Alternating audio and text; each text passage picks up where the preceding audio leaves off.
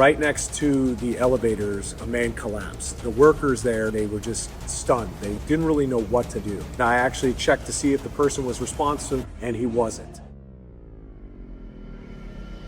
My name is Jimmy Cummings. I'm the regional sales manager here at Coro. I manage the Coro and Go Rescue team, and I've been with Coro Go Rescue for about 8 or 9 months now, and I've been in the AED world for about 12, 13 years, and just absolutely love it because it's something that has a huge impact on lives. And I think the number one thing is getting the awareness out there for AEDs, because AEDs do save lives and impact families and make sure that, if somebody goes into cardiac arrest, they have the best chance of survival to going back to their family.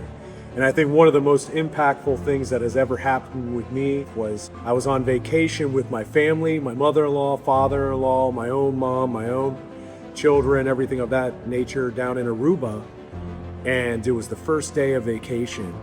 And we're walking through the lobby, and right next to the elevators, a man collapsed. And I looked around and I looked at some of the workers there, and they were just stunned. They didn't really know what to do.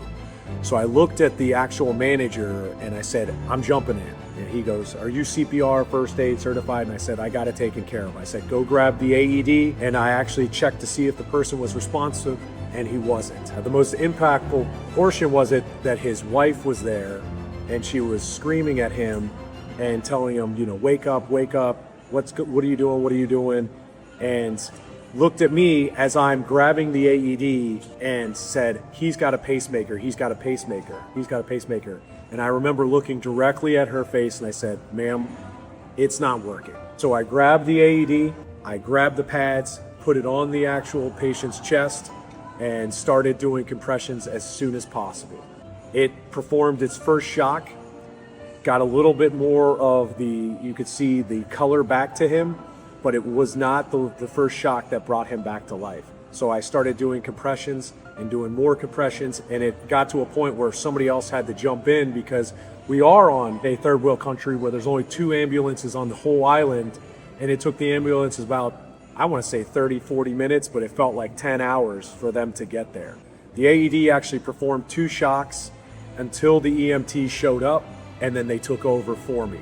I think one of the most impactful things about that was it made it so real, because I remember looking up and looking down the hallway and looking at my own family, my own mother, my own father-in-law, my own mother-in-law, my own children, and saying this could have been them.